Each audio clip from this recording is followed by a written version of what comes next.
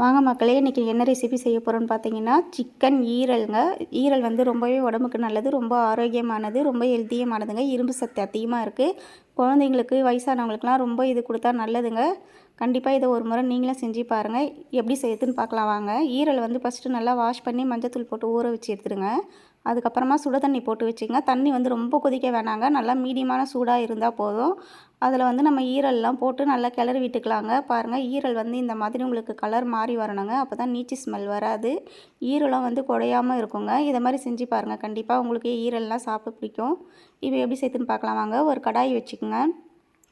கடாய் காஞ்சதுக்கப்புறமா தேவையான அளவு எண்ணெய் சேர்த்துக்குங்க. எண்ணெய் நல்லா காஞ்சி வரட்டுங்க. பாருங்கள், எண்ணெய் காஞ்சிச்சு. இப்போ வந்து கடுகு போட்டோங்க. கடுகு போட்டு நல்லா பொரிஞ்சு வந்துடுச்சு. இப்போ வந்து கட் பண்ணி வச்சுருக்க 2 வெங்காயம் சேர்த்துக்கலாங்க. நம்ம வந்து இது வந்து வெங்காயம் தக்காளிலாம் சேர்த்து வதக்கி அரைக்க போகிறோங்க. அரைச்சி வச்சிங்கன்னா இன்னும் டேஸ்ட்டு சூப்பராக இருக்கும். கிரேவியும் நமக்கு திக்காக கிடைக்குங்க. நான் வந்து 1/2 கிலோ ஈரல் எடுத்திருக்கேன். அதுக்கான அளவு தாங்க சொல்லிகிட்ருக்கேன். நீங்கள் எந்த அளவுக்கு ஈரல் எடுக்கிறீங்களோ அந்த அளவுக்கு வெங்காயம் தக்காளிலாம் சேர்த்துக்குங்க. வெங்காயம் வந்து கண்ணாடி பத அளவு வந்தால் போதும். இப்போ வந்து 2 தக்காளி சேர்த்துக்கிறேங்க. தக்காளி வந்து அதிகமாக போட்டிங்கன்னா புளிப்பு டேஸ்ட் அதிகமாகிடும். அதனால் தக்காளி நீங்கள் கம்மியாகவே சேர்த்துக்கலாங்க. இது கூட உப்பு போட்டு நல்லா வதக்கி விடுங்க. நல்லா கலர் மாறி வரட்டுங்க. தக்காளி வந்து கொஞ்சம் குழஞ்சா போதும், ரொம்ப குழைய வேண்டிய அவசியம் இல்லைங்க. ஏன்னா நம்ம அரைக்க தான் போகிறோம். பாருங்கள், இப்போ வதக்கி முடிச்சாச்சுங்க. நல்லா ஆற வச்சும் எடுத்துட்டோம். இப்போ வந்து ஒரு மிக்ஸி ஜாரில் போட்டு கொஞ்சம் கொரப்பாக அரைச்சி எடுத்துக்கலாங்க. பாருங்கள், நம்ம சூப்பராக அரைச்சி எடுத்துட்டோங்க. அதுக்கப்புறமா அதே கடாயை வச்சு எண்ணெய் கொஞ்சமாக சேர்த்துக்குங்க. எண்ணெய் காஞ்சதுக்கப்புறமா கடுகு சேர்த்துக்குங்க.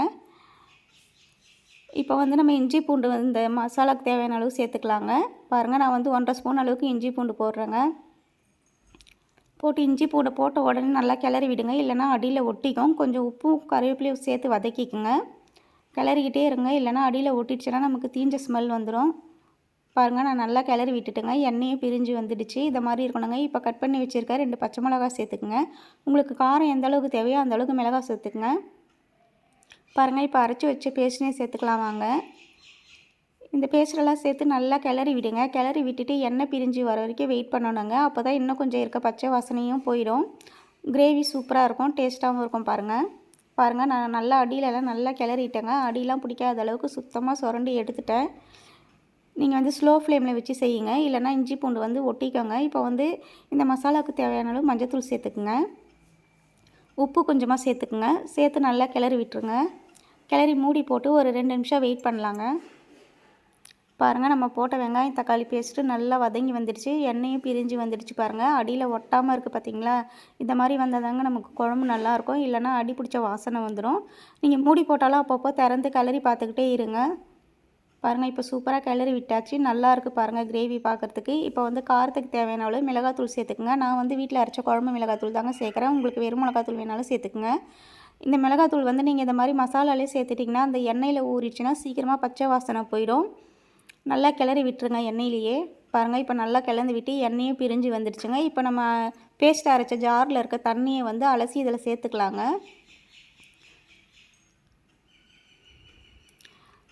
இப்போ வந்து கொஞ்சமாக சிக்கன் குழம்பு மசாலா சேர்த்துக்குங்க.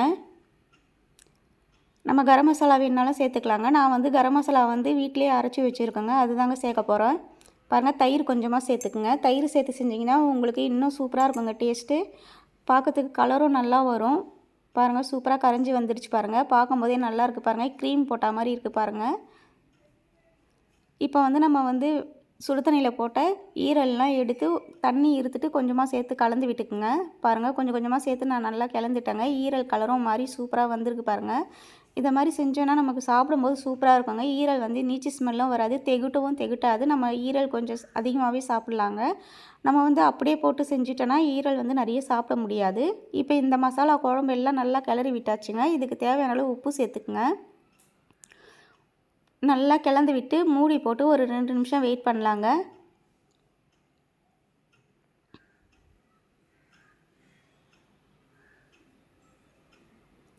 இப்போ ஓப்பன் பண்ணி பார்க்கலாம் வாங்க. பாருங்கள், குழம்பு நல்லா கொதிச்சு வந்திருக்குங்க. இப்போ நல்லா கிளறி பாருங்கள். உங்களுக்கு எந்த அளவுக்கு திக்னஸ் வேணுமோ அந்தளவுக்கு நீங்கள் பார்த்துக்குங்க. உங்களுக்கு திக்காக வேணுன்னா இப்படியே விட்டுருங்க. நான் வந்து கொஞ்சம் கிரேவி மாதிரி வைக்க போகிறேங்க, அதனால் கொஞ்சமாக தண்ணி சேர்த்துக்க போகிறேன். இது வந்து நீங்கள் இட்லி, தோசை, பூரி, சப்பாத்தி எதோட வேணாலும் சாப்பிட்லாங்க. ரைஸோடவும் போட்டு சாப்பிட்லாம். நான் வந்து நைட்டு இட்லி செய்ய போகிறேங்க. இட்லிக்கு தாங்க இதை செய்கிறேன், அதனால் கொஞ்சம் தண்ணியாகவே வச்சுருக்கேன் பாருங்கள். நல்லா சூப்பராக ஈரல் வந்து எப்படி இருக்குது பார்த்தீங்களா? நல்லா சிக்கன் எவ்வளோ பெரிய பீஸ் வருமோ அந்த மாதிரி நல்லா பீஸாக இருக்குது பாருங்கள். அதனால தாங்க நம்ம சுடு தண்ணியில் போட்டு நம்ம செய்கிறோம். நீங்கள் அப்படியே செஞ்சிங்கன்னா அது வந்து கொஞ்சம் திரிஞ்சு வந்துடுங்க. அது மாதிரி இல்லாமல் உங்களுக்கு ஈரல் வந்து நல்லா முழுசாக வேணும்னா இதை மாதிரி செஞ்சு பாருங்கள். சூப்பராக இருக்கும். பாருங்கள் குழம்பு நல்லா கொதித்து வந்துடுச்சுங்க. பச்சை வாசனைலாம் போயிடுச்சு. இந்த மாதிரி இருந்தால் தாங்க குழம்பு ரெடி ஆகிடுச்சின்னு அர்த்தம். எண்ணெய்லாம் பிரிஞ்சு வந்துடுச்சு பாருங்கள் ஓரத்தில். நம்ம ஈரல் குழம்பு சூப்பராக ரெடியாகினே இருக்குங்க. இப்போ வந்து வீட்டில் அரைச்ச கரம் மசாலாவை சேர்த்துக்கிறேங்க. ஏற்கனவே வந்து சிக்கன் மசாலா போட்டுருக்கிறதுனால கரம் மசாலா வந்து நான் சின்ன ஸ்பூனில் 1.5 ஸ்பூன் அளவு சேர்த்துருக்கேன். சேர்த்து நல்லா கிளந்து விட்டுங்க. பாருங்கள் கிரேவி வந்து எப்படி வந்திருக்கு பாருங்கள். நான் வந்து இந்த அளவுக்கு இது தாங்க திக்காக வச்சுருக்கேன். உங்களுக்கு இன்னும் திக்காக வேணும்னா இன்னும் ஒரு 2 நிமிஷம் விட்டிங்கன்னா அதுவே இன்னும் திக்காகிடும். இப்போ மூடி போட்டு வெயிட் பண்ணலாம் வாங்க. பாருங்கள் இப்போ ஓப்பன் பண்ணியாச்சுங்க. குழம்பு சூப்பராக ரெடி ஆகிடுச்சு. நல்லா கலந்து விட்டுட்டோம். சிக்கன் நல்லா சூப்பராக வெந்து வந்துடுச்சு பாருங்கள். கொஞ்சம் கூட பச்சை வாசனையோ நீச்சு வாசனையோ எதுவுமே இல்லைங்க. நல்லா இருக்குங்க. நம்ம சிக்கன் குழம்புல எப்படி வாசனை வருமோ அதே மாதிரி வாசனை வருது பாருங்கள். இப்போ வந்து காரத்துக்கு தேவையான அளவு மிளகுத்தூள் சேர்த்துக்குங்க.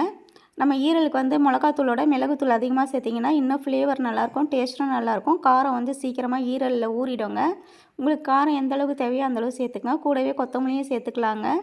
நம்ம ஈரல் குழம்பு சூப்பராக ரெடி ஆகிடுச்சுங்க. ரொம்ப சிம்பிள் தாங்க. இது ரொம்பவே நல்லது. ரத்த சோகை நோய்க்கெலாம் ரொம்ப குணமாகும். இரும்பு சத்து அதிகமாக இருக்குது. புது ரத்தத்தை உற்பத்தி செய்யுங்க. கண்டிப்பாக ஈரல் வந்து நீங்கள் வாரத்தில் 2 நாள் 3 நாள் கூட செஞ்சு சாப்பிட்லாங்க. குழந்தைங்களுக்கு கண்டிப்பாக கொடுங்க. இந்த இது மாதிரி ஏதாவது வீடியோ வேணுன்னா எங்களுக்கு ஷேர் பண்ணுங்கள். நாங்கள் வந்து வீடியோ போடுறோங்க. அவ்வளோதான், நம்ம குழம்பு முடிஞ்சிச்சு.